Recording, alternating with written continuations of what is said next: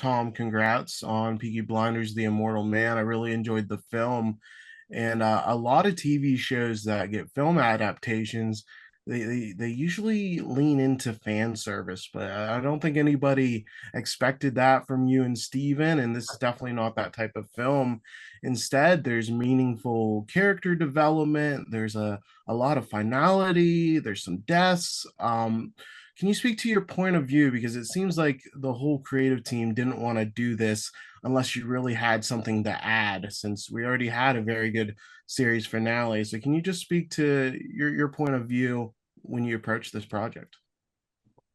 Yeah, I mean, I think that it felt like there was a something else to say about the life of Tommy Shelby, and I think that there were some Steve always from the very beginning wanted to tell the story of Tommy Shelby between the two world wars, between the First World War, where Tommy's life is fundamentally thrown off course, and stretched through the period of time as he starts to take back control over his life, and try and fight for his family and his people. And he wanted to take that up to the Second World War. So that was almost the bookend, because the history repeating itself. So I think it was always in Steve's mind that he wanted to take it to this point, and to tell this chapter in the life of Tommy Shelby. Cillian Murphy gets so much to work with in this film. We've always seen this spiritual side of Thomas Shelby, but we see a lot more of his gypsy beliefs explored in this film. And there's also this seeking for atonement, which is relatively new for Thomas. We don't usually see that for Tommy. What was most interesting about exploring those two themes for you? I don't know, I think that Tommy's obviously always been had a connection with ghosts and with the other side, with the spiritual world. But I think that as he has got older and has as Carlo says to him in one of the scenes, you live in a house full of ghosts that died because of you.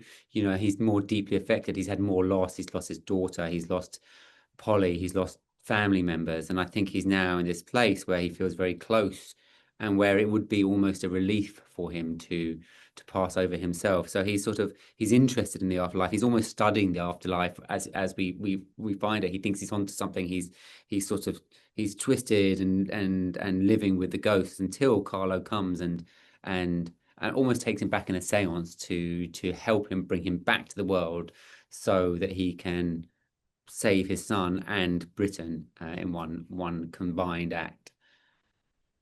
And the film focuses a lot on Duke, Tommy's son.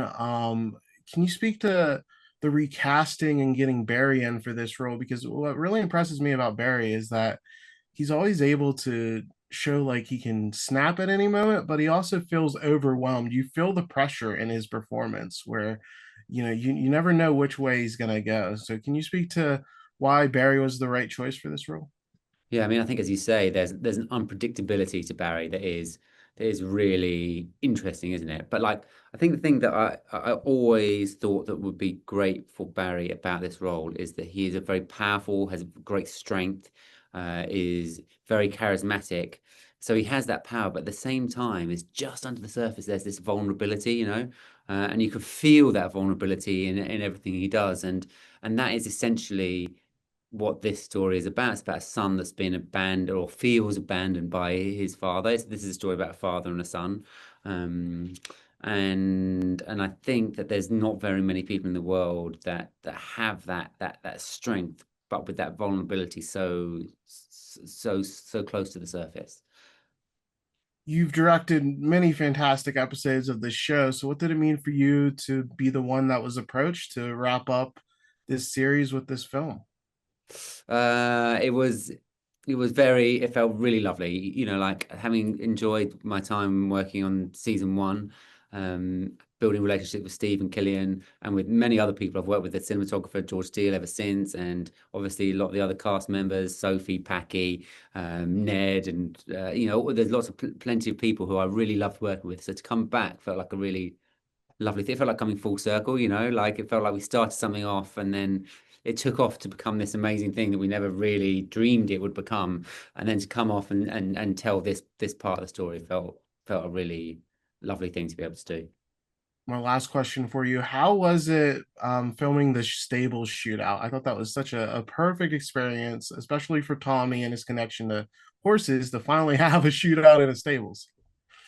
It was great, you know, like as a proper like feels like a proper Western. It's actually got one of my favorite shots in it when Tim Roth turns up as Beckett, and it just you know it takes its time. There's a sort of a slow burn to it, but it's full of tension because you know that it's all going to go off, and then it's just you know to have it in a mortuary with this horses and the funeral wagon, and then just to shoot the shit out of it is was really it was really fun. But also like it's you know it's two worthy adversaries, and that's actually what makes it, you know, a fight when one person is so clearly going to win. I don't think it's particularly interesting. But when you have you're not quite sure what's going to happen, and particularly and then the additional element to that is it's not just in terms of the action, but also in terms of the conversation. They're sparring both as characters as well as with the gunfight.